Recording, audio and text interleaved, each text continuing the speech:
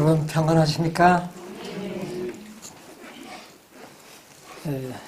2018년 새해 복 많이 받으시기 바랍니다. 오늘 딱 하나님의 은혜와 축복이 저와 여러분에게 풍성히 임재하는 한 시간 되시기를 간절히 바랍니다. 우리 장로님께서 요한복음 5장 7절을 낭독을 해 주셨습니다. 그러므로 야고보서 5장 7절. 그러므로 형제들아 주의 강림하시기까지 길이 참으라. 보라 농부가 땅에서 나는 귀한 열매를 바라고 길이 참아 이른 비와 늦은 비를 기다리나니. 여러분 늦은 비를 기다리고 계십니까? 네. 우리 다 이제 늦은 비를 기다리고 있습니다. 왜 기다립니까? 왜 늦은 비를 기다립니까? 여러분, 우리는 지금 어느 때에 살고 있습니까?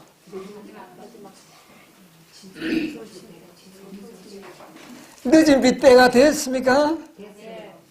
네. 늦은 비 내렸습니까? 그러니까 기다려야죠. 네, 기다립니다. 네. 정말 우리에게 지금 늦은 비가 필요한 때입니다. 여기 보니까 주의 강림하시기까지 길이 참으라. 농부가 땅에서 나는 귀한 열매를 기다리는 것처럼 참으라. 이렇게 하겠습니다. 여러분, 농사 짓는 분들이 씨를 땅에 뿌리고 뭐를 기다립니까? 그때부터는 열매를 기다립니다. 네. 그런데 뿌리고 난 다음에 그냥 가서 왜 열매가 없느냐고 탄식하지는 않죠. 농사 짓는 분들은 정확하게 내가 씨를 뿌리면 언제쯤 수확할 것을 알고 있습니까? 그때까지는 우리 어떻게 해야 합니까? 참아야 됩니다. 언제 되면은 완전한 곡식으로 추수할 수 있을까요? 뭐가 내리고 난 다음에? 늦은 비가 내리고 난 다음에는 추수를 할 수 있습니다. 왜냐하면 열매가 어떻게 했기 때문에? 영원했기 때문에. 아직 우리가 늦은 비가 내리지 않는 것을 보면 아직 우리가 늦은 비를 받기에 충실하게 열매가 아직 그렇게 안 익은 것 같아요. 그래서 아마 그런 것 같은데, 그러나 때는 되었기 때문에 때가 되면 반드시 조금 늦을는지는 모르지만 뭐가 내릴까요? 늦은 비가 반드시 내릴 것입니다. 그러므로 믿음을 가지고 기다리시기 바랍니다. 왜 나는 안 되느냐 너무 탄식하지 마세요. 누가 하실 일입니까? 그분이 하실 일입니다. 그분이 하실 일입니다. 우리는 그분을 믿고 덤덤히 믿음으로 내 할 일을 하면서 살아가면 주님이 하실 일은 주님이 하실 겁니다. 우리를 영걸게 하시고 완숙하게 하시고 성숙하게 하는 일은 우리가 할 일이 아니고 누가 하실 일입니까? 그분이 할 일입니다. 농부들이 아무리 무슨 짓을 해도 농부가 열매를 익힐 수는 없는 겁니다. 누가 하는 일입니까? 하나님께서 하실 일입니다. 그러므로 우리는 때가 되었으므로 늦은 비를 어떻게 해야 합니까? 기다려야 합니다. 기도하면서 내 할 일을 하면서 기다려야. 그래서 믿음에는 뭐가 필요하니? 인내가 우리에게 필요한 것입니다. 여러분이 우리가 너무 조급종을 내는 것도 불신입니다. 우리가 하나님이 하실 모든 계획을 안다면 두려워할 일도 조급해할 일도 아니요 걱정할 일도 아닙니다. 왜냐하면 누가 하시기 때문에 그분이 이루실 것입니다. 그분이 친히 모든 일을 이루실 것이기 때문에 여러분이요 우리는 낙심하거나 두려워할 필요가 없습니다. 기다리는 것이 중요합니다. 모세는 기다리지 못했습니다. 아브라함도 기다리지 못했습니다. 그래서 중간에 다 뭐 했습니까? 큰 실수를 행하셨습니다. 여러분, 우리는 그와 같은 실수를 반복하지 않아이다. 여러분, 늦은 비 받기를 원하시죠? 그러면 우리가 과연 어떤 단계에서 늦은 비를 받게 될 것인가? 오늘 좀 말씀을 통해서 우리 한번 깨달음을 얻게 되시길 바랍니다. 열왕기하에 있는 말씀을 좀 보도록 하겠습니다. 열왕기하 2장.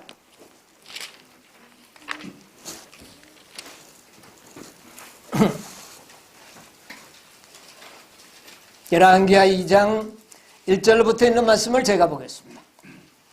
여호와께서 회리바람으로 엘리야를 하늘에 올리고자 하실 때에 엘리야가 엘리사로 더불어 길갈에서 나가더니 1절입니다. 엘리야가 엘리사에게 이르되 청컨대 너는 여기 머물라. 여호와께서 나를 베델로 보내시느니라. 엘리사가 가로되 여호와의 사심과 당신의 혼의 삶을 가르쳐 맹세하노니 내가 당신을 떠나지 아니하겠나이다. 이에 두 사람이 베델로 내려가니 2절까지만 먼저 읽겠습니다.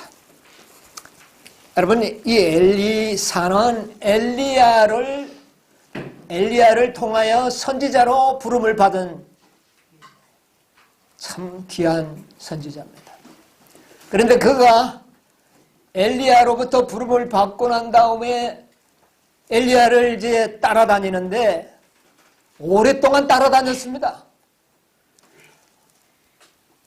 아합 왕 시대에 엘리야가 엘리사를 선지자로 부르고 난 다음에 아합이 죽고 난 다음에 아하시야가 왕이 되고 난 다음에 이 역사가 이루어졌으니까 최소한도 몇 년이라는 세월이 지났습니다. 그동안 여러분, 엘리사가 엘리야에게 부름을 받고 난 다음에 한 일이 무엇인지 아십니까? 몇 년 동안 엘리사가 엘리야에게 배운 것은 아무것도 없고, 기록된 대로 말한다면 엘리야의 손발에 물을 떠다 받쳐서 손발을 씻어주는 일을 했습니다. 그것도 하루 이틀도 아니고 몇 년 동안. 그러던 어느 날에 이들은 길갈이라는 곳에 머물고 있었는데 엘리야가 말하기를 엘리사야, 너는 여기 있어라. 나는 하나님께서 어디로 가라고 하신다? 베델로 가라 하신다. 그러니 너는 여기 어떻게 하라? 머물러라. 나 혼자 가겠노라. 여러분, 몇 년 동안 손발에 물 붓는 종로로 시켜놓고 이제 마지막 엘리야가 하늘로 들림을 받을 그런 암시가 주어진 이후에 너는 이제 여기에 머물러 있어라. 여러분, 참 엘리사가 기가 찰 것 아닙니까? 그죠? 그러나 엘리사가 뭐라 그럽니까? 당신의 사심, 여호와의 사심과 그 다음에요, 당신의 혼의 삶을 가르쳐 맹세하기를 나는 누구를? 나는 당신을 떠나지 않겠나이다. 여러분, 오늘 이 엘리야와 엘리사가 행하는 이 모든 역사 속에서 우리가 언제 늦은 비를 받을 것인지를 하나님께서는 가르쳐 주셨습니다. 만약에 이 엘리야와 엘리사가 둘이 같이 있다가 엘리야가 떠나가고 엘리사가 따라가지 않았다면 엘리사는 뭐를 받지 못했을까요? 영감의 갑절을 받지 못했습니다. 그런데 이 엘리야는 너는 여기 머물라. 나는 베델로 가겠다. 그러니까 엘리사는 말하기를 여호와의 사심과 당신의 혼의 삶을 두고 행사하노니 나는 어떻게 하겠다? 나는 따라가겠다. 여러분, 이것은 믿음입니다. 믿음입니다. 그래서 이들이 따라갔는데, 그래서 베델로 갔다가 여리고로 갔다가 요단까지 가서 거기에서 이 엘리사는 엘리야의 영감에 무엇을 받습니까? 갑절을 받게 되는 거예요. 이런 놀라운 일이에요. 여러분, 이 영감의 갑절을 받는 것은 오늘날 이 시대에 우리가 늦은 비를 받는 것을 의미하는 것입니다. 여러분, 늦은 비를 받기를 원합니까? 네. 그렇다면 베델에서, 여리고에서 어디까지요? 요단까지 우리는 누구와 동행해야 합니까? 엘리야와 동행하는 이런 경험이 필요합니다. 그 다음에 이들은, 이 엘리야와 엘리사는 어떤 경험을 하는 사람이냐면, 엘리야는 그 일을 요단을 건너고 난 다음에 불병거를 타고 어떻게 됐습니까? 하늘로 승천했습니다. 여러분, 우리는 어떤 사람들입니까? 살아서 하늘로 들림을 받을 사람들이에요. 엘리야와 엘리사는 살아서 하늘로 들림을 받을 사람들을 상징하고 있습니다. 여러분, 정말 살아서 우리는 하늘로 승천하기를 원하십니까? 오늘 이 역사를 깊이 생각해야 합니다. 1844년부터는 사실은 우리가 어떤 사람들이에요? 살아서 하늘로 승천할 수 있는 특권을 받은 사람들이에요. 그러면 오늘 이 기별이 중요한 기별입니까? 기별. 그래서 엘렌 화이트 선지자는 말하기를, 엘리야의 사업은 바로 셋째 천사의 사업이다. 엘리야가 셋째 천사의 사업이라면 엘리사는 넷째와 다섯째 천사의 사업이다. 그래서 이 세 천사와 이 두 천사는 살아서 하늘로 어떻게 해요? 성천할 그런 사람들입니다. 이들은 연합해서 일을 할 수밖에 없어요. 오늘 여기 표상 가운데 그것을 보여주고 있는 것입니다. 그래서 이 두 사람의 경험은 오늘날 우리들의 뭐가 되어야 될까요? 경험이 되어야 합니다. 아주 놀라운 일이에요. 이것은 그들이 겪어야 할 신앙적 체험을 이야기합니다.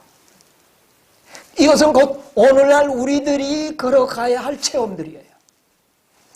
연애신 가운데 보면 이런 말씀이 있습니다. 목사들의 증언 506페이지 가운데 보면,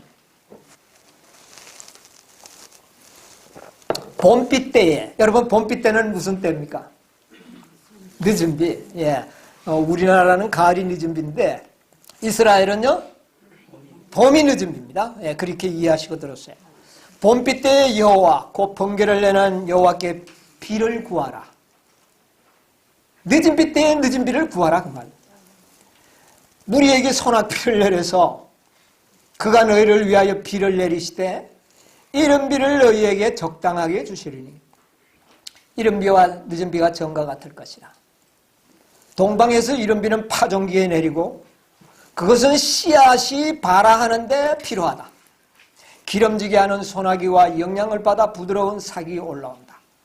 그의 계절 끝에 내리는 늦은 비는 곡식을 여물게 하고 낫을 댈 수 있게 곡식을 준비시킨다. 주님께서 천연계의 이런 작용을 성령의 역사를 나타내는 일에 사용하신다. 이슬과 비가 씨앗을 발화시키기 위하여 먼저 주어지고 그 다음에 농작물을 익게 하는 것처럼 성령께서도 한 단계에서 다른 단계로 영적 성장의 과정을 전진시키기 위하여 주어진다.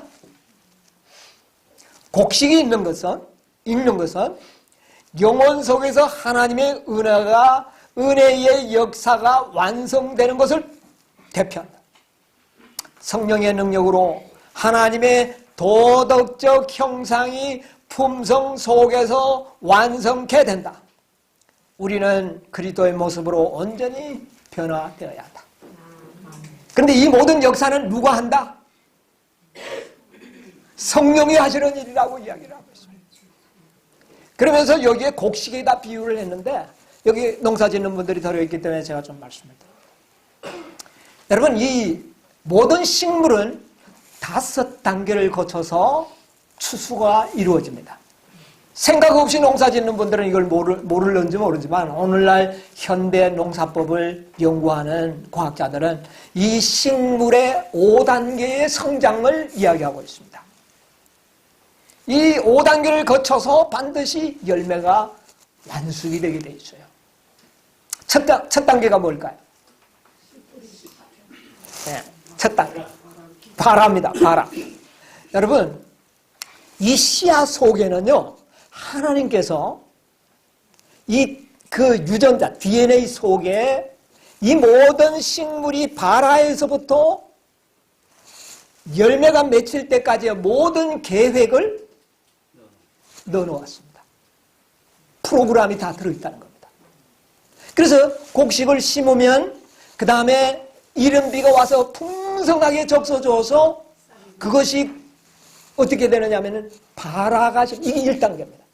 발화가 되면 이 곡식 속에 있는 그 유전인자 속에 들어있는 프로그램은 어떤 호르몬을 생성시키느냐 하면은 세포를 분열시키는 호르몬이 나와서 굉장히 빠른 속도로 세포를 분열시킵니다. 첫째는 세포 분열입니다. 발화. 세포 분열. 그 다음에 두 번째 성장 단계는 뭐냐면은 성장 단계인데 분열된 세포 자체가 성장하는 겁니다. 무슨 말인지 아세요?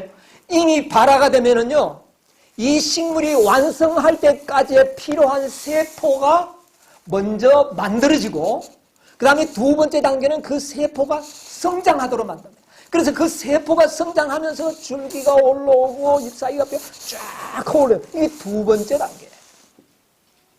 그 다음에 세 번째 단계는 뭘까요? 세 번째 프로그램은 뭐냐 하면은 이 성장세포는 어느 정도 멈추어지면서 어떤 세포가 활동하기 시작하느냐 하면은 기화세포.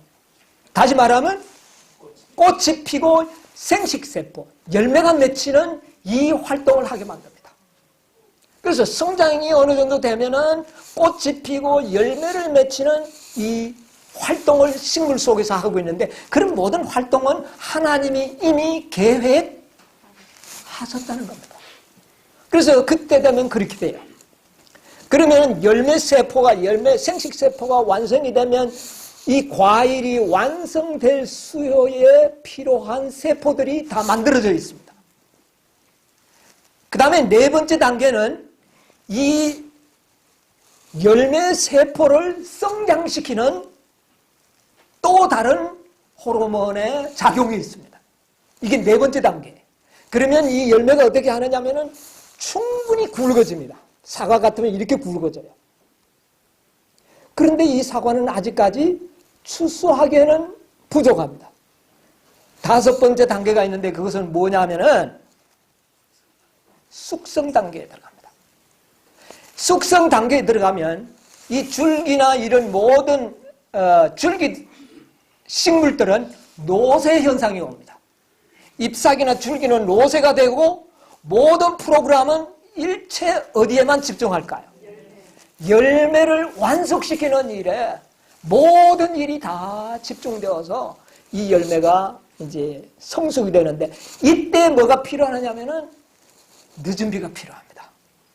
충분한 수분이 들어가면 그때의 이 성장되어 있던 과일이 성숙하게 되는데 그 늦은 비를 받고 난 다음에 아주 짧은 시간 내에 이것은 굉장히 짧은 시간에 이루어지는데 짧은 시간 내에 성숙이 되면 비로소 그 과일에는 짙은 향기가 나고 그 다음에 색깔이 완전히 아름답게 나타나게 되고 주위만 가도 그 열매의 향기를 맡을 수 있을 정도로 완숙이 되게 됩니다. 이것은 반드시 늦은 비라고 하는 이런 과정을 거쳐서 이런 일이 일어나. 그래서 5단계. 그런데 이 5단계의 모든 계획을 누가 하셨을까요? 하나님이 하셨습니다. 마찬가지로 믿음으로 말미암는 의도 이 5단계입니다. 이 계획을 누가 세웠을까요? 하나님이 세운 것입니다. 이미 우리가 믿음으로 말미암아 의를 받아들이는 그 순간 이 말씀의 씨앗 속에는, 씨앗은 뭡니까? 영적으로 씨앗은 말씀이에요. 이 말씀 속에는 5단계의 모든 필요한 능력과 계획과 모든 것이 하나님께서 다 준비되어 있어요. 여러분이 믿는 순간에, 이 말씀을 믿는 순간에 하나님은 여러분을 완수까지 시킬 수 있는 그런 모든 계획을 이미 다 되어 있는 것입니다. 그래서 여기 단계적이라고 이야기하고 있습니다. 단계적. 무슨 말인지 아시죠? 그래서 씨 뿌리는 비유가 성경에 그렇게 자주 나오는 겁니다. 식물이 자라는 게 아니고 누가 자라게 만들어놨어요? 하나님이 자라나게 했어요. 그게 이상합니다. 처음에는 세포 분열, 그 다음에 세포가 성장, 그 다음에 꽃이 또 세포, 열매 세포가 분열이 되고, 그 다음에 그것이 성장되고, 그 다음에 나중에 완숙되고. 이 5단계. 여러분, 이것이 하나님의 계획입니다. 오늘 우리가 어쩌면 믿고 있는 5 천사의 기밀도 바로 우리에게 다시 이런 경험을 다시 반복하도록 해주는 것입니다. 하나님의 계획이 들어있어요.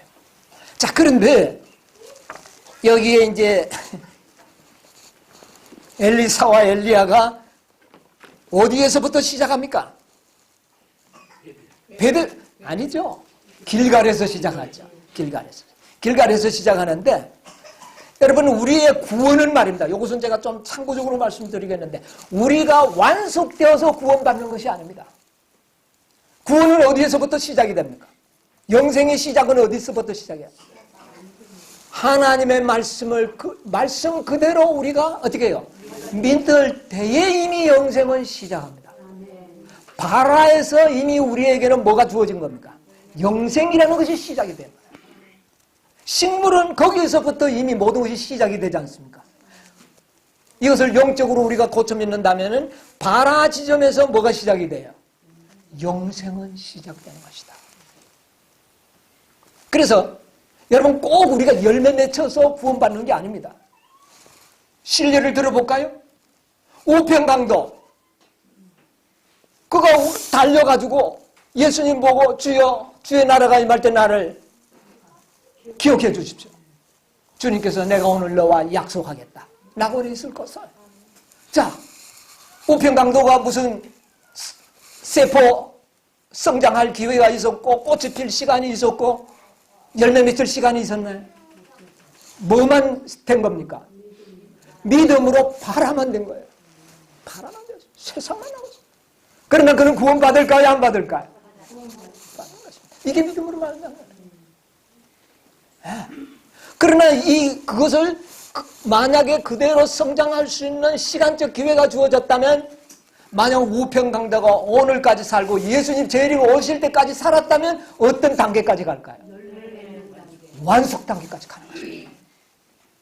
그것이 이미 그 씨앗 속에 다 있었다는 것입니다. 여러분, 그 자체를 다 믿으시기 바랍니다. 그러나 하나님께서는 때가 되면 그 경험을 어떻게 해요? 하게 하시는 겁니다. 처음에는 세포가 분열되고, 그 다음에 세포가 성장하고, 이것은 하나님이 계획하신 프로그램에 의하여 되는 것입니다. 우리도 마찬가지입니다. 그래서 개인적으로요, 사도 바울이나 베드로나 요한은 결국은 바라에서부터 뭐까지 경험한 사람이에요? 열매까지 경험한 사람이에요. 그래 된 거나 바라에서 구원받는 것이나 구원받는 것은 어떻게 해요? 동일합니다.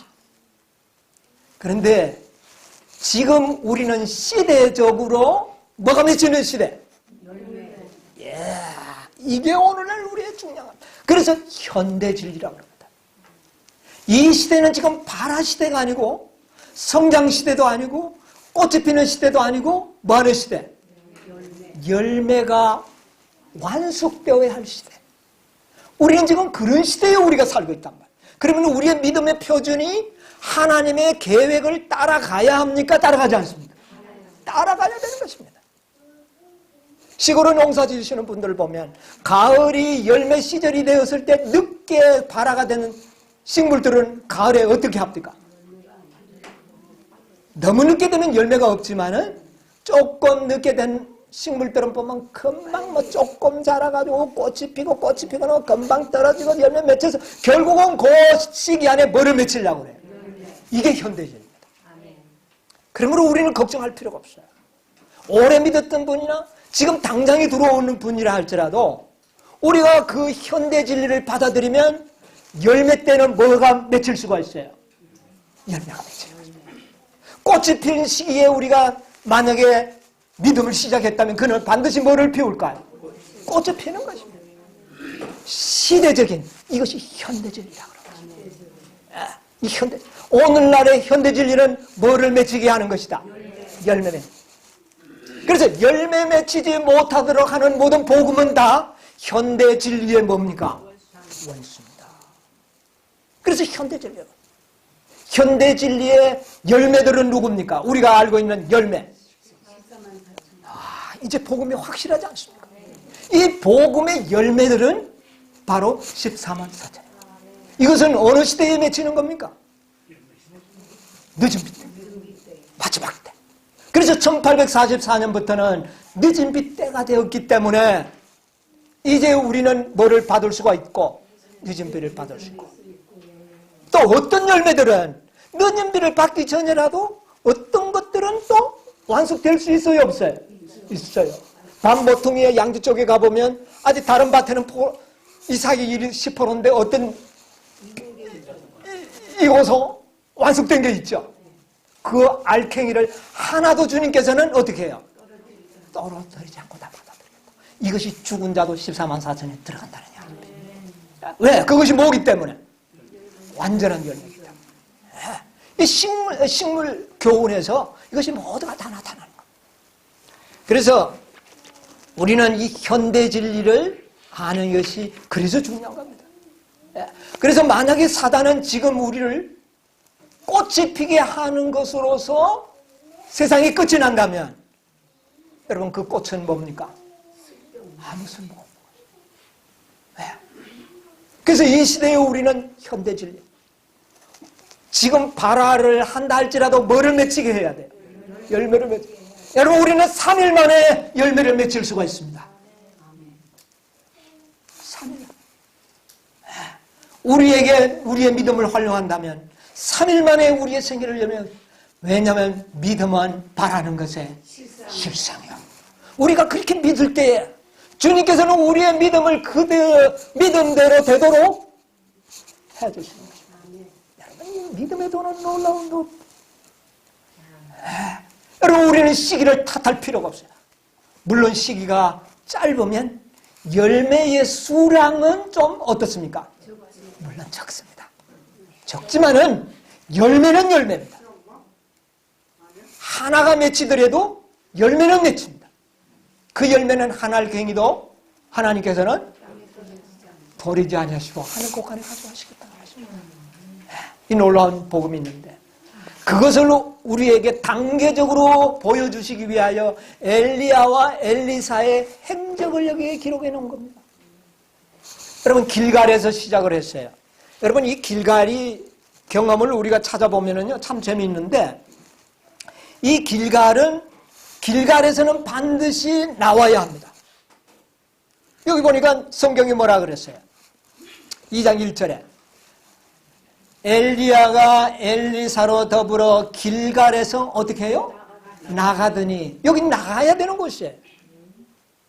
길갈이 여러분 어떤 곳인지 아세요? 길갈은 이스라엘 백성들이 광야에서 40년을 지나고 요단강을 건너서 제일 먼저 어떻게 해요? 진을 쳤던 곳이고 그곳에서 다시 뭐를 지킨 곳입니까? 유월절을 지켰고 또 그곳에서 또 뭐를 행했습니까? 할례식을 행했습니다. 여러분 이게 뭔지 아십니까? 유월절은 복음의 실체입니다. 믿음으로 말미암는 왜 유월절을 새로 지켰느냐 하면 광야에서 가데스 반역에 의하여 이스라엘 백성은 할례와 유월절이 없었습니다. 없었기 때문에 이제 가나안 땅에 들어오자마자 다시 한번 하나님과의 복음의 언약으로 들어가야 합니다. 그것이 믿음으로 말미암는 의를 다시 한번 경험하게 하는 것이에요. 믿음으로 말미암는 의를 가장 크게 경험했던 것은 홍해를 건넜죠. 홍해를 건너. 그러나 그 경험을 그들은 광야 생활에서 어떻게 했습니까? 잊어버린 겁니다. 그러므로 그 잃어버린 경험을 어디에서 회복하게 했느냐면 길갈에서 회복하게 하는 것입니다. 그래서 이 길갈의 경험은요, 오늘날 마르틴 루터나 존 웨슬러나 이런 사람들에 의하여 재창된 믿음으로 말미암는 의의 기별로 말미암아 탄생된 백성들을 상정할 수 있어요. 그들은 뭐를 가르칩니까? 믿음으로 말미암아. 그리고 웨슬리는 뭐를 가르치자면 순종을 가르쳤습니다. 여러분, 유월절은 순수한 믿음으로 말미암는 의요. 할례는 뭡니까? 순종해야 된다는 걸 가르치는 겁니다. 아브라함이 믿음을 배우고 난 다음에 뭐를 받았습니까? 할례 받았습니다. 그래서 우리가 정말 믿는 자들은 순종하며 사는 것이 믿음이라는 것을 가르쳐 주는데, 이것을 배운 것이, 우리가 배웠던 것이 어디냐? 개신교회들입니다. 개신교회들입니다. 그런데 거기에서 그들은 어떻게 해야 돼요? 엘리야와 엘리사가 나왔어요. 여러분, 늦은 비를 받기 위해서는, 오늘날 일요일 교회의 경험 속에 머물러 있어서는 늦은 비를 받을 수가 없다는 것입니다. 결코 그 속에 있어서는 받을 수가 없습니다. 어디로 가야 합니까? 베델로 가야 합니다. 베델을 보냈어요. 왜 베델을 보내는지 아십니까? 시간이 없기 때문에 제가 말씀으로 그냥 설명을 드리겠습니다. 베델은 뭐가 있던 곳입니까? 베델. 야곱이 도망가다가 잠자고 하늘로부터 사닥다리를 발견하고, 아, 이곳이 바로 하늘 가는 무엇이구나? 문. 예. 하나님의 전이로다. 거기서 하나님을 만났던 곳입니다. 아주 베델은 중요한 곳이에요. 아브라함도 베델의 경험을 가지고 있고 다 베델의 경험을 가지고 있습니다. 믿음의 조상들이. 그러면 이 베델은 뭘 하느냐 하면은 또 언약궤가 보관되어 있던 곳이 베델입니다. 언약궤가 하나님의 율법이 보관되었던 곳이 베델이에요. 그러면 이 베델은 경험이 필요합니까? 늦은 비를 받고 살아서 승천하기 위해서는 반드시 베델의 경험이 필요했는데, 그것은 뭐냐면은 하나님의 율법을 순종해야 된다는 것입니다. 다시 말하면 셋째 천사의 기별을 어떻게 해야 된다는 말이에요. 경험해야 된다는 것입니다. 이게 여러분 역사적인 경험입니다. 이것이 누가 계획한 걸까요? 하나님이 계획하셨고, 그렇게 하도록 누가 만드셨을까요? 성령이. 우리 영혼들의 마음을 감동시켜서 그 경험을 하도록 하는 겁니다. 여러분, 장로교의 경험에서 거듭남의 경험을 하고 순종해야 된다는 것까지는 배울 수 있습니다. 그러나 그곳에서는 하나님의 율법을 어떻게 해요? 발견할 수가 없어요. 그래서 그들은 베델에 나와서 비로소 하나님의 율법을 발견하게 되고, 하나님의 율법이 있는 곳은 성소 중 어느 성소입니까? 지성소. 지성소에서 누구를 만날 수가 있습니까? 하나님을 만나는 거죠. 그래서 이 베델은 하나님을 만난 곳이에요. 야곱이 하나님을 만나고 하늘 가는 문이 되는 것입니다. 여러분, 살아서 승천하기를 원하시고 하늘문을 우리가 통과하기 위해서는 반드시 뭐를 지켜야 한다? 하나님의 율법을 지켜야 한다. 이것이 셋째 천사의 기별이고, 이것이 재림교회가 존재하는 이유가 되는 겁니다. 재림교회가 존재하는 거예요. 자, 그래서 베델의 이 경험은 매우 중요합니다. 이 베델에 하나님의 율법이 보관되어 있었다. 여러분, 호세아서 하나만 좀 읽겠습니다. 호세아서 12장 3절로 5절.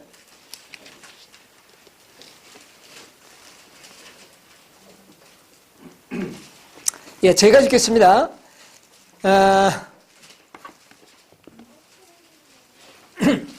4절부터 보겠습니다. 천사와 힘을 거렸고, 이 야곱의 경험입니다.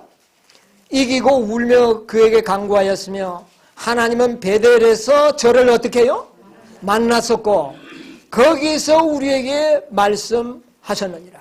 저는 만군의 하나님 여호와라. 여호와는 그의 기념칭언이라.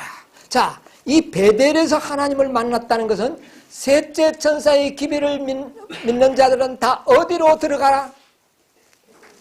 지성소로 들어가면 지성소에 누가 계십니까? 하나님이 계신 곳이에요. 하나님이 계신 곳은 뜰이 아니고 성소가 아니고 어디입니까? 지성소. 그래서 이 베델은 하나님을 만나는 경험을 하라는 겁니다. 그것이 뭐냐? 셋째 천사의 기별입니다. 예, 셋째 천사의 기별. 예, 셋째 천사의 기별. 그래서 이 셋째 천사의 기별의 경험이 우리에게는 참으로 우리에겐 필요하죠. 예. 우리가 이 셋째 천사의 기별을 뭐 한 단계 한 단계를 깊이 생각하면 좋은데 오늘 이것을 전체적으로 제가 설명하기 위해서 구체적인 설명을 제가 하지 않고 그냥 넘어가도록 하겠습니다. 그 다음에 그들은 베델까지 왔는데 또 엘리야는 어디로 가겠다고 그럽니까? 여리고로 가겠다고 그럽니다. 여리고. 베델에서 여리고. 하나님을 만나는데 왜 여리고까지 가야 되느냐? 여러분 여리고라고 하면 여러분 뭐가 생각납니까? 여리고 성이 생각나고 또 뭐요? 강도 막는 것이 그것도 생각나. 예, 여리고 성을 하루에 몇 바퀴씩 돌라? 하루에 한 바퀴씩 6회 동안 돌고 7째 날에는 7바퀴를 돌고 난 다음에 큰 함성을 지르니까 그 성이 어떻게 되세요? 여러분 여리고라 하면 큰 해침을 생각하셔야 됩니다. 큰 해침. 큰 해침입니다. 여러분 큰 해침을 하는 천사가 몇째 천사입니까? 넷째와 다섯째가 큰 해침을 하는 천사인데 넷째는 시작이요 다섯째는 마침입니다. 넷째는요 하루에 한 바퀴씩 도는 경험입니다. 며칠 동안? 6회 동안.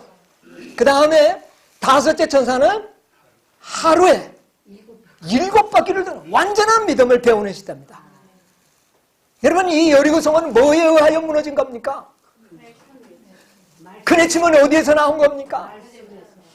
말씀은 뭐에서 나온 겁니까? 믿음에서 나온 거 아닙니까? 하나님의 말씀을 믿는 믿음에서 매일 하루씩 그것을 돌고 7째 날에는 7바퀴를 돌고 그 다음에 마지막 뭐를 외치라? 큰 해침을 하니까 무너졌어요. 여러분 이것은 여리고를 가도록 하는 것은 바로 큰 해침을 생각하도록 하는 겁니다. 이게 몇째 천사예요? 넷째 천사예요. 근데 여기에서 또 끝나지 않고 어디로 또 가도록 합니까? 요단으로 가야 되는 겁니다. 요단에 갔을 때에 엘리사가 뭐를 받게 되는 겁니까? 영감의 갑절을 받게 됩니다. 여러분 영감의 갑절을 받고 난 다음에 외치는 겁니다. 여러분 아무 때나 한 바퀴씩 돌 때는 여호수아가 뭐라고 그랬는지 아세요? 여리고 성을 돌 때 어떻게 하라 그랬어요? 절대로 말하지 마라. 왜 말하지 말라 그랬을까요? 여러분 말하면서 돌 들어오면 안 들었다면 어떻게 할까요? 옆에 사람 콕 집어. 야 이거 돈다고 이 성이 무너져? 이런다고 돼 이거? 이런 말이 나오면 그것이 연병처럼 퍼질 수 있습니다. 그러므로 그들에게 말을 하지 못하더라고요. 오직 말씀만 믿고 뭐 그런 말이 하고 싶어도 돌 들어오면 안 됩니다. 여러분이요 우리가 이게 중요한 것이에요. 그래서 외치라고 하는 날에 외치라고 그랬어요. 우리가 언제 외쳐야 할까요? 우리에게 이미 가르쳐 준 겁니다. 큰 해침의 시작은 우리가 하고 있지만은 큰 해침은 어느 날? 7째 날 7바퀴를 돌고 난 다음에 큰 해침을 하는 겁니다.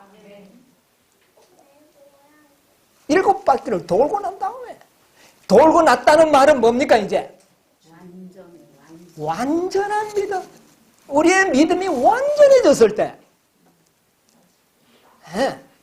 그때에 비로소 뭐를 할까요? 아침에 일어나면 이 세상 바벨론이 어떻게 될까요? 무너지고 새로운 세상이 도래되는 것입니다. 여러분, 이것을 보여주는 이 계단이에요. 그래서 하나님께서는 한 계단 한 계단씩. 근데 놀라운 것은 우리를 시험한다는 겁니다. 엘리야는 너는 여기 있으라는 거예요. 만약에 거기 있다면 늦은 비를 못 받아요. 길갈에 있어서는 결코 늦은 비를 받지 못합니다. 베델에서도 받지 못합니다. 더 이것은 믿음의 단계를 이야기하는 겁니다. 더 전진해야 돼요. 그것은 체험입니다. 여리고를 가서 거기서도 또 배우고 그 다음에 요단에 갔을 때 비로소 영감의 갑절을 입게 되고 이 믿음의 단계 이거 다 인도하심이 누구의 인도하심입니까? 성령의 인도하심입니다. 이것이 이미 하나님의 구속의 프로그램 속에 들어있습니다. 이것을 여러분이 아셔야 돼요. 그런데 엘리야는 자꾸 엘리사를 보고 너는 여기 있어라. 이 따라가는 일이 엘리야를 쫓아서 따라가는 믿음이 이게 보통 믿음이 아니라는 겁니다. 어떤 마음의 준비가 되어 있어야 할까요? 여호와의 사신과 엘리야 당신의 삶을 두고 내가 맹세하노니 난 따라가. 이게 믿음입니까 아닙니까? 여러분 우리는 이 늦은 비를 받기까지는 이 믿음이 필요한데 인도하신 대로 어떻게 해요? 요한계시록 14장 4절에 보니까 이들은 어린 양을 어떻게 해요? 어디로 인도하든지 따라가는 자며. 여러분 이게 맞습니까? 맞지 않습니까? 분명히 어린 양은 어디로 인도할까요?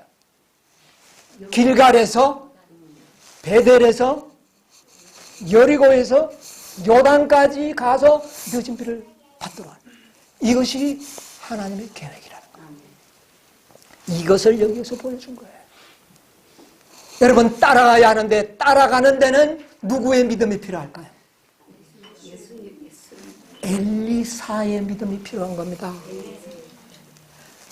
여호와의 사신과 당신의 오늘 삶을 두고 맹세하노니 나는 당신을 떠나지 않고 따라가게. 이것이 어린 양이 어디로 인도하든지 어떻게 해요? 따라가는 자며. 여러분 우리 그런 믿음이 필요한 거예요.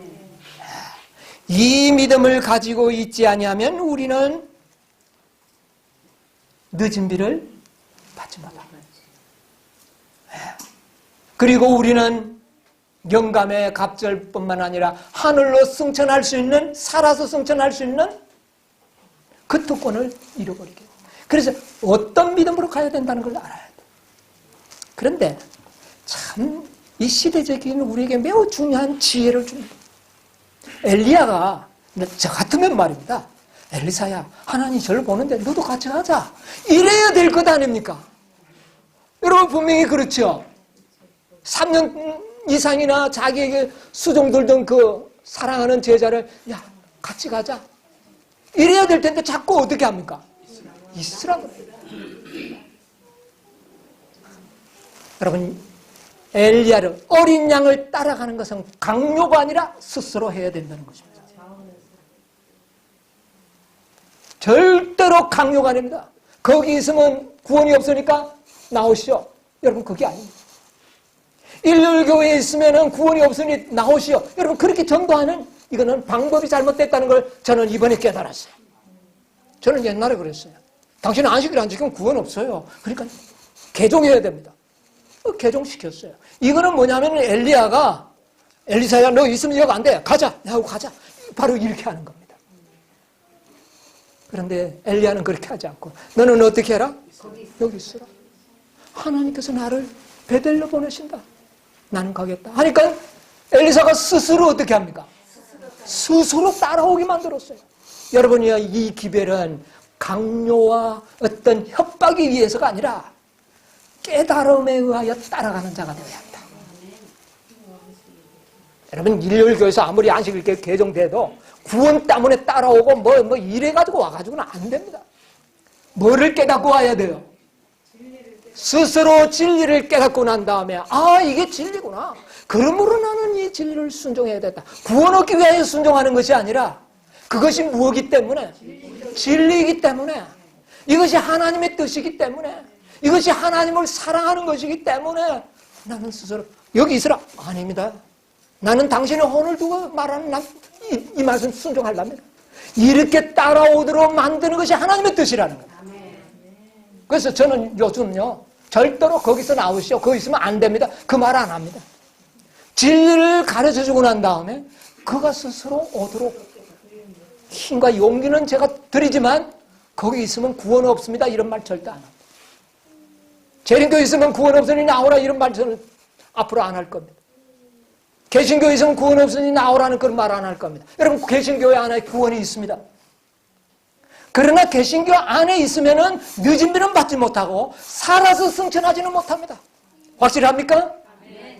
이게 진리입니다. 살아서 승천하기를 원하고 예수님이 오시는 그 영광스러운 재림의 광경을 원하고 엘리야가 가졌던 영감의 갑절을 받기를 원한다면 스스로 오도록 만들어줘야 되는 것이죠. 그런데 오늘날 많은 사람들은 그 교회에 있으면 구원이 없어. 그러니까 나오시오. 이거는 막 억지로 끌고 가는 겁니다. 이건 하나님의 방법이 아니라는 걸 요즘 제가 깨달았어요. 여기 머물라라는 겁니다. 그런데 엘리사가 스스로 깨닫고는 엘리야 하나님의 종, 엘리야에게 말씀하신 그 하나님, 그 말씀대로 나는 쫓아가야 되겠다. 그것이 엘리사의 믿음이었어요. 그래서 엘리사와 엘리사는 비록 불병거를 타고 승천하지는 않았지만 사실은 엘리사와 함께 불병거를 타는 동일한 경험을 한다는 것을 증명하는 겁니다. 갑절의 영감을 준 그것이 증명을 하고 있어요. 여러분 셋째와 넷째, 다섯째는 살아서 승천할 수 있는 특권이 주어진 사람들이에요. 여러분 놀랍지 않습니까? 여러분요 우리는 스스로 따라가야 합니다. 스스로 따라가야 합니다. 이제 우리가 이 역사적인 성령의 이끄심을 우리가 보고 있지 않습니까? 자, 우리가 지금 어느 단계까지 따라온 것 같아요. 많은 사람들은 저 길갈에서 아이고 나는 막 길갈에 있겠다. 있는 사람이 있었어요. 또 그 다음에 어떤 사람은 베델에 머무는 사람이 있고 어떤 사람은 여리고에 머무는 사람이 있고 지금 우리는 어디까지 왔습니까? 요단까지 왔습니다. 이제 우리에게 준비되어 있는 하나님의 프로그램은 뭘까요?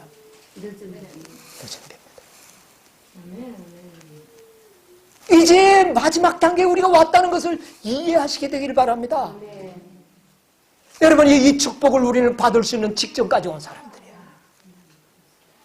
이때 우리는 어떤 일을 해야 하는지 아십니까? 엘리야와 엘리사는 서로 말하면서 같이 행하더라. 무슨 말을 했을까요? 그들이 요단에 와가지고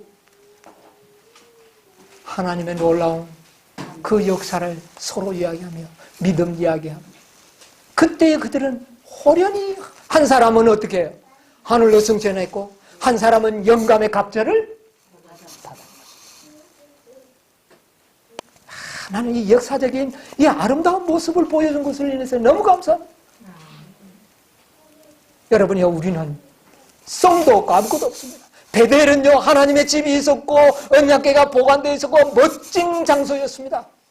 여리고도 멋진 장소였습니다. 그러나 요단은 허허 벌판입니다. 길갈은 또 아주 멋진 곳입니다. 다 견고한 성들이 있던 곳입니다. 그러나 요단은요 강변 아무것도 없습니다. 여러분 오늘날 우리에게 무슨 큰 교단이 있습니까? 아무것도 없습니다. 여리고까지는 뭐가 있었어요? 교단이 있고 동료들이 있고 그런데 이때는 단 2명. 여러분 오늘날 우리의 경험을 보여주지 않습니다. 저는 이 경험을 보여주는 하나님께 감사합니다. 우리의 가는 길이 얼마나 견고한 하나님이 준비하신 비록 우리가 쓸쓸한 벌판에 정말 이렇게 버림을 받은 것 같지만 하나님의 인도를 받았다고는 확실한 믿음을 갖게 해주시는 하나님의 놀라운 표상이라고 생각합니다. 여러분, 이스라엘의 모든 역사들, 모든 것들은 다 이 말세를 위하여 주어진 하나의 표상들이요, 모든 빛들이 그 속에 다 들어있는 겁니다. 저는 이것을 생각할 때 너무나도 감사합니다. 머물러 있는 장소마다 다 문제가 있습니다. 여러분, 베델에 좋은 것만 있었던 것이 아닙니다. 베델에 금송아지 제단도 있었어요. 놀랍죠? 하나님의 언약궤도 있었지만 뭐도 있었다고요? 금송아지도 있었다는 겁니다. 여러분, 오늘날 자세히 보세요. 여리고는 말입니다, 견고한 성이고 물도 다 좋은데 열매가 맺혀가 익을만 하면 어떻게 됐어요? 떨어져 버렸어요. 무슨 경험입니까, 여러분? 표준은 확실히 주어집니다. 여리고의 경험이요? 여러분, 넷째 천사의 경험, 개혁운동의 경험, 우리 생애의 빛, 이와 같은 믿음으로 말미암은 기별을 전했던 그 장소에 가보면 거의 표준이 높기 때문에 열매는 맺혀요. 맺히는데 그만 어떻게 돼요? 여리고는 그런 곳입니다. 베델에는 언약궤도 있지만 송아지도 같이 있었던 곳이에요. 길가는 말할 것도 없고요. 하나님께서는 우리를 최종 요단까지 인도하셔서 거기서 우리에게 영감의 갑절을 부어주실 것을 계획하고 계시다는 것입니다. 여러분, 이와 같은 성령의 인도하시면 여러분 믿음으로 우리는 어떻게 해야 돼요? 전진해서 따라가야 되는 거예요. 여러분, 이 시대 오늘 우리에게 준 믿음으로 말미암는 의는 우리를 3일 만에 열매를 맺게 하는 기별이고, 지성소에 들어갔던 아론의 지팡이는 바싹 마른 지팡이가 지성소에 넣어놨더니 하루 만에 열매 꽃이 피고 열매가 맺히는 살아있는 지팡이로 변해서 이튿날 등장을 했지 않습니까? 이것은 무엇을 의미하느냐 하면 시대적인 복음의 능력을 의미하는 것입니다. 여러분, 오늘 우리는 이 기회를 많은 분들은 어렵다고 생각합니다. 내가 하면 어려운 겁니다. 그러나 누가 하면은요? 나는 전능한 하나님이라, 그러므로 너희는 내 앞에서 완전하라. 그분에게 어려운 일이 있을까요? 그분에게 능치 못할 일이 있을까요? 우리가 참으로 하나님을 믿고 있습니까? 그렇다면 여러분이 그분이 하실 일에 대해서 왜 염려합니까? 우리는 그 말씀을 어떻게 해요? 아멘으로 받아들여요. 네, 받아들이면 되는 것입니다. 여러분, 첫째 천사와 둘째 천사의 기별은 길갈에서 떠나도록 해주는 기별이었습니다. 여러분, 첫째 천사와 둘째 천사의 경험한 사람이 결국 뭐를 받게 됩니까? 셋째 천사의 기별을 받도록 했지 않습니까? 그 다음에 우리는 이 넷째 천사의 기별은요, 베델에서 떠날 수 있는 힘을 주는 기별입니다. 넷째 천사의 기별은 우리를 어디서 떠나도록요? 베델에서 떠나도록. 다섯째 천사는요, 여리고를 떠날 수 있는 기별입니다. 그 다음에 우리는 어디로 인도함을 받을까요? 요단에서 뭐를 기대할 수 있습니까? 영감의 갑절을 우리가 받습니다. 모든 것이 분명하지 않습니까? 첫째와 둘째는 길갈을 떠나서 베델로 인도했고, 넷째는 베델에서 여리고로, 다섯째는 여리고에서 그 다음에 우리는 영감의 갑절. 여러분요, 우리가 서 있는 이 지점은 이제 늦은 비를 받을 수 있는 지점까지 왔다는 것을 여러분 기억하시게 되길 바랍니다.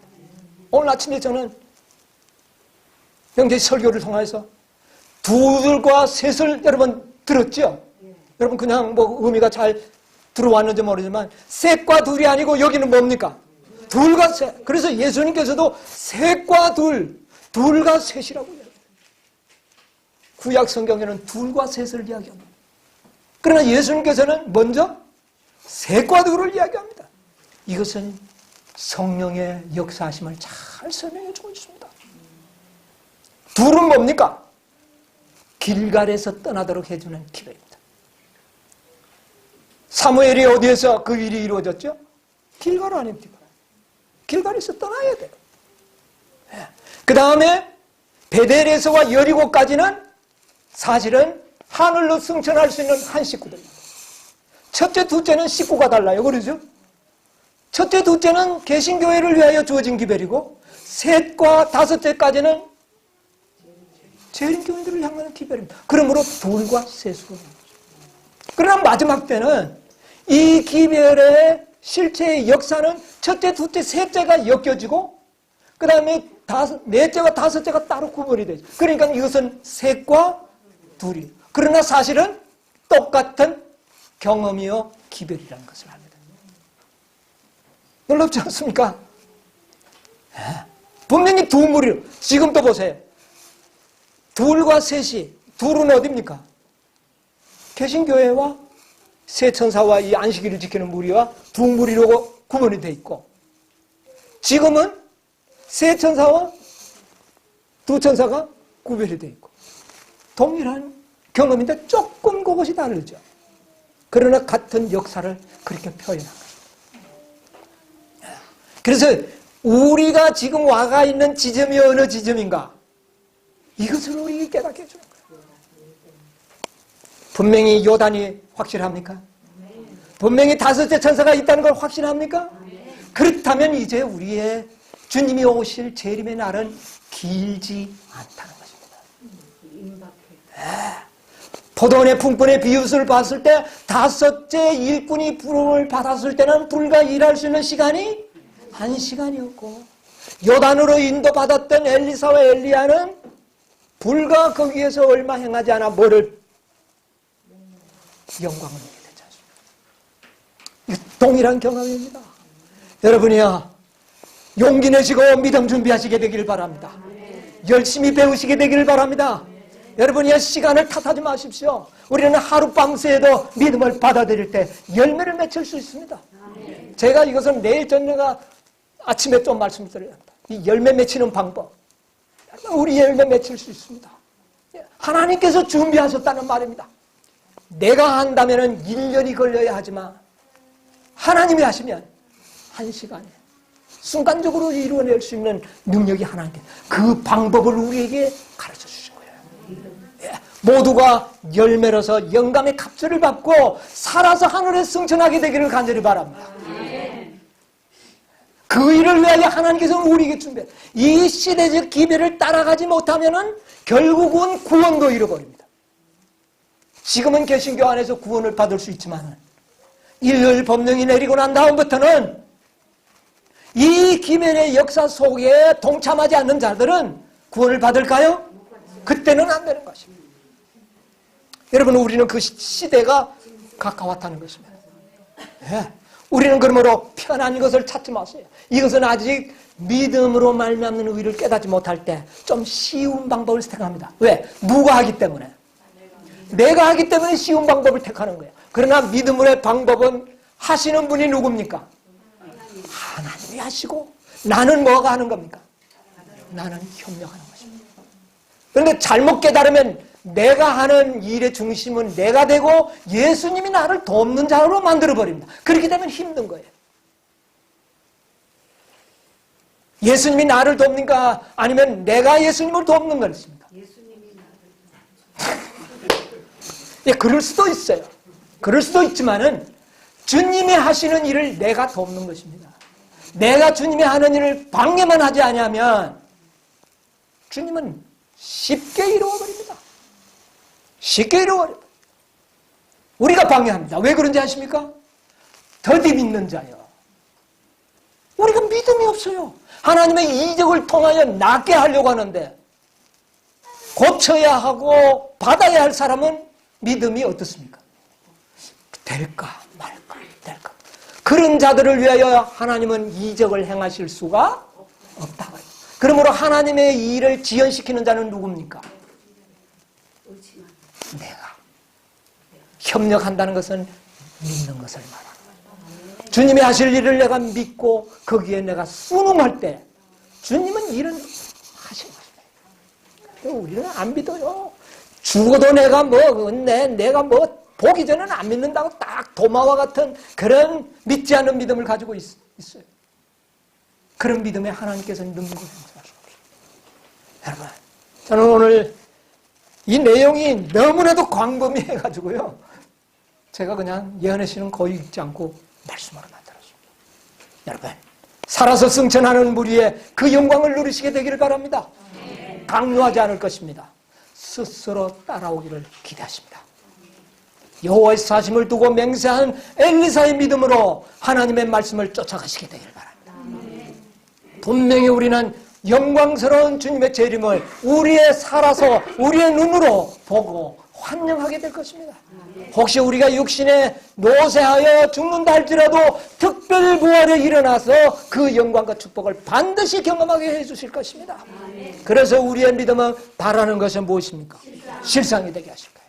이 놀라운 축복을 누리시는 여러분과 제가 되기를 간절히 바라면서 말씀을 마치겠습니다.